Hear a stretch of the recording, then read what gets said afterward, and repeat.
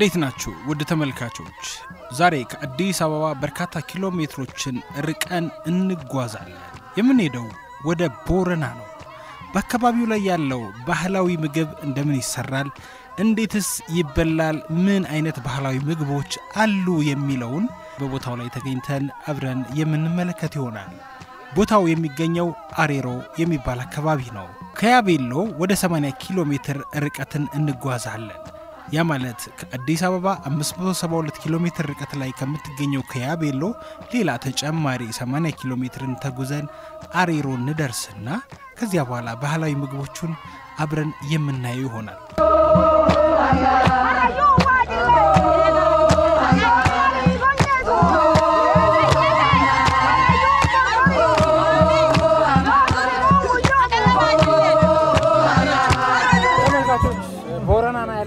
ቦረና ከመጣ ደግሞ ያከባቢውን ባህላዊ ምግብ ሳንቀምሰው ሳናየው እንዴት እንደሚሰራ ሳንነግራችሁ አንሄድም ዛሬ በፋና ረፋድ የቦረና ባህላዊ ምግቦችን አብረን እንመለከት ይሆናል እዚህ ጋር በጣም በርካታ የባህላዊ ምግቦች እንደ ቡፌ ተደርድረው እየተመለከቷቸው ነው የተቀመጡበትም ቦታቸው እንደ ዘመናዊ ቡፌ እንደ ጠረጴዛ በሳጥራ የተሰራ ጠረጴዛ እንደማለት ነው ታው እንትን ያለኝ አስቀድሞ ማለት ነው በጣም ቆንጆ ነው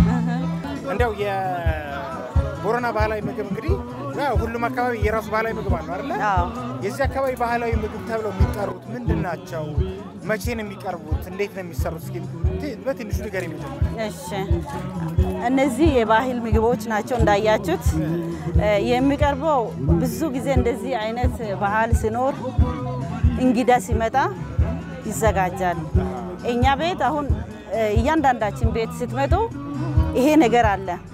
እንዴ ተሰብስቦ ግን የሚወጣው የሚሰራው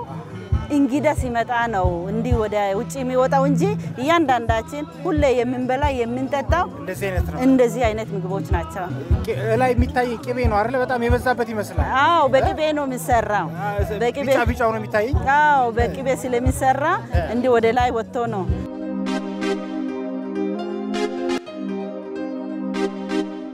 በጣም ነው የሚጣፍጠው እስቲ ቅመስና ይው ምንድነው ኮቼ ከስጋ ነው የሚሰራ ቆንጣው እንዴ ተዘልዝሎ ትንሽ ንፋስ ሲነካ ነው የሚከተፈው እሺ ከተከተፈ በኋላ ይበስላል ከበሰለ በኋላ በቅቤ ነው ባይዘው የሚበስለው ዝም ብሎ አይደለም የሚሰራው ቅቤ ላይ እሳት ይነካዋል ከበሰለ በኋላ ቅቤ ተጨምሮ እንደዚህ ይቀመጣል እስከ አመት ሳይበላሽ የሚቆይ ምግብ ነው አይለኛ ባህላዊ ምግብ ማለት ነው አንድ አመት ሙሉ ሳይበላሽ ይቀመጣል ይሄም ደግሞ ከእንትን ነው የሚሰራው ከገብስ ነው የሚሰራው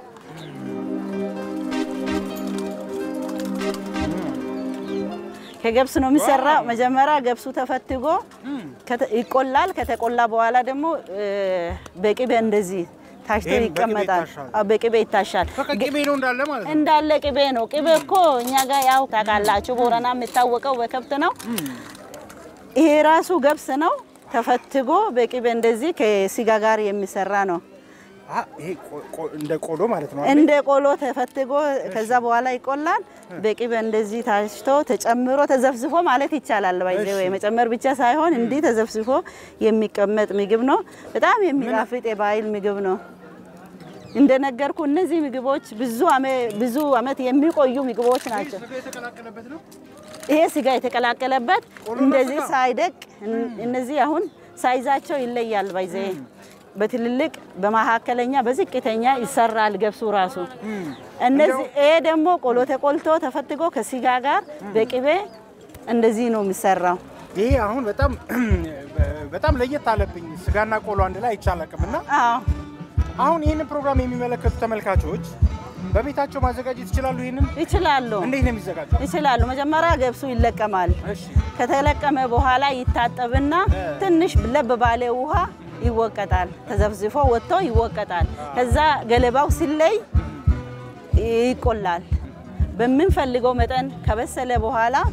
አቀዝቅዘን ቅቤ ጨምረን ስጋችን ለብቻ ቀደም እንደነገርኩ ካበሰልን በኋላ ቀላቅለን ቅቤ ጨምረን እናስቀምጣለን አሰራሩ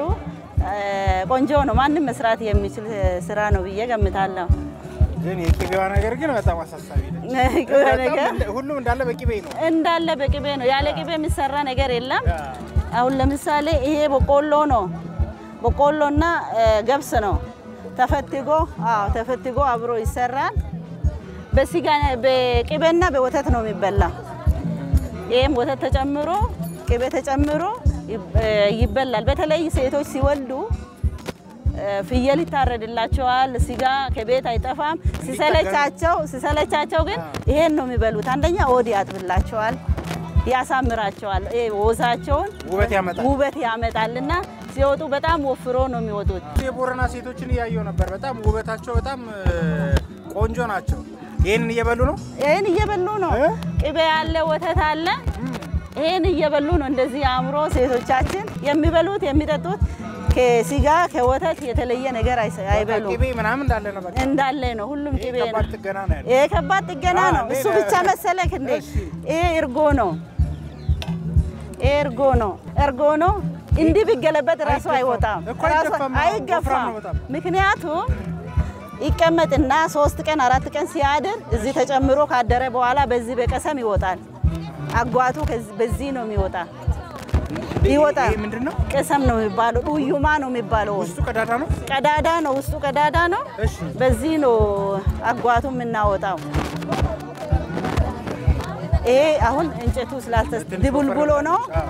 እንዲህ ይገባል እሺ እንዲህ ነው የሚቀመጠው ሲቀመጥ ራሱ ይሄ ራሱ መቀመጫ ቦታ አለው ቡጤ ይባላል እዛ ጋር የተቀመጠው ይቀታያል እዛ ላይ እንዲህ ተጋድሞ የተቀመጠው እዛ ውስጥ ይገባል ምክንያቱም እዚህ እንጨቱ ውስጥ እዚህ ቀዳዳ ውስጥ የሚገባበት ሌላ ሸረሪት የሆነ እንደ በረሮ ነገር እዚህ ውስጥ እንዳይገባ ለመከልከል ከሱ እኩል የሆነው እንጨት እንደዚህ ይገባል መሳብ ከዚህ መውጣት ስንፈልግ ብቻ እንዲህ አርገን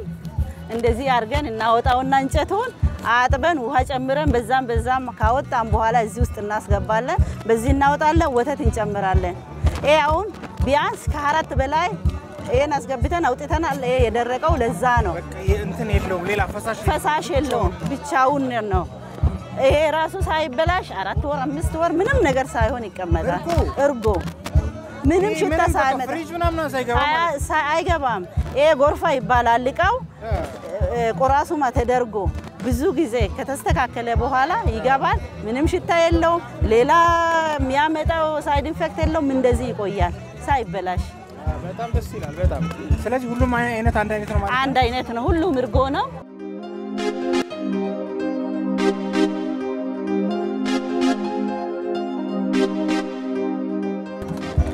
ይሄን አይታል እንደ ቡና ቃለ ይሄ ቡና ቃለ ኮቼ ነው ራሱ ኮቼ ነው በቅቤ ነው የሚሰራ አሁን ተቀምጦ አመት ሳይበላሽ አሁን ይሄ ይቀመጣል ቅቤው ከስር ነው እስቲ ቀመስና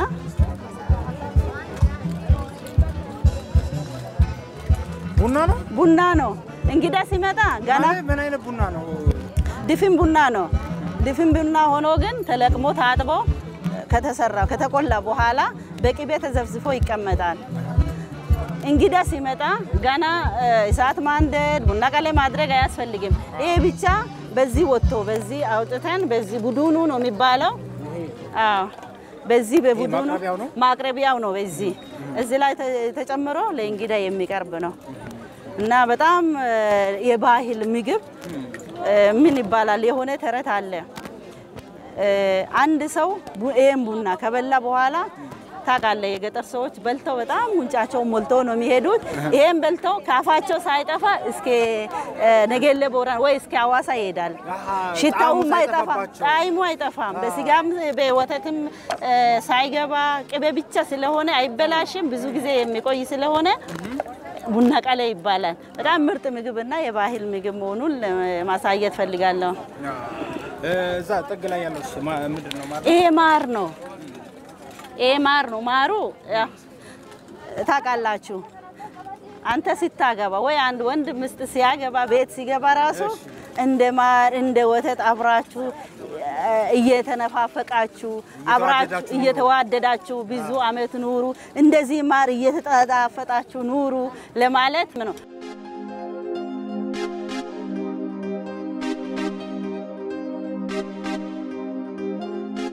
ይሄ ማር አባገዳ እንዳሁኑ